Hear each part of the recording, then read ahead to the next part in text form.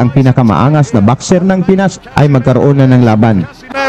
Needs to pick his punches and he can't find the clean shot. Matapos ang 9 na buwan na walang laban si Casimero mga tol, magbabalik aksyon na ito sa ring. He's a man that hits really hard. Ang kalaban ko yan. Pag matamaan ko yan, putol ulo yan.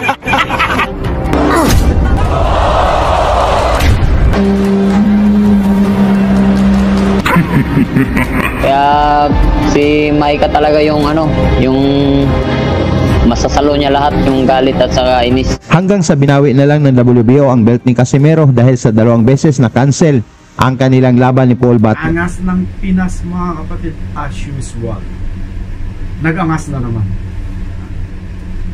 Sabi niya, si Sanchez mga kaibigan ay titirahin niya in the first round. Sabi niya, ipusta nyo na lahat dahil 200% na naman daw, panalo na naman siya. So parang nakakasawa na to mga kaibigan, right? What do you think? Nakakasawa na to mga kapatid. Kapag mayroong laban, ang idol ng lahat, ang angas ng Pinas. During the training, lagi niyang sinasabi, easy work, titirahin sa first round, knockout, pugot ulo, geng. Nakakasawa na rin, diba? Kasi walang bago eh. Pagdating sa performance, itong huling laban, wala. Nga, hingal mga kaibigan. Draw ang inabot dahil sa headbutt. So, nasa sa inyo na yan mga fans. Kung hindi kayo nagsasawa, tuwang-tuwa pa rin kayo sa mga paulit-ulit na mga style, sa inyo na yan. Pero kung malinaw ang inyong pag-iisip bilang isang boxing fans, walang patama ang pagbubunganga mga kaibigan. Pagdating sa actual fight, yung mga pagbubunganga, yung mga pag-hype, walang patama yan. So malalaman yan after the fight. Yung pagbubunganga, yung pag-aangas, goods lang yan, all goods yan. Pagdating sa pag-hype para i-promote ang laban.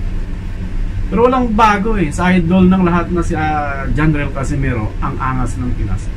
Walang bago. Same pa rin.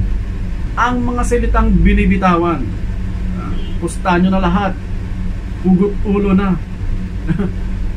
200% na ang training, kuhang-kuha na.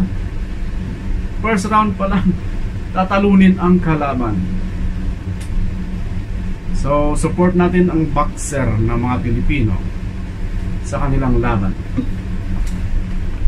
Support natin mga kaibigan dahil dinadala nila ang bandila ng Pilipinas at karangalan ng Pilipinas pag nanalo sila. Yeah. So I don't know sa idol ng lahat kung ba't walang bago.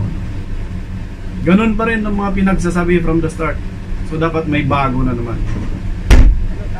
Hindi yung puro pugot ulo, first round, tatalunin, pagdating ng aktual na laban nga pala. So Cuadro Alas, idol ng lahat, sana baguhin mo naman yung style mo. Dahil lahat ng pagbubunganga pagdating sa luna at aktual na laban, yan ay walang patama. Maliban lang kung kakagatin mong yung kalaban. Okay? Thank you so much and see you on our next. Bye. Bye.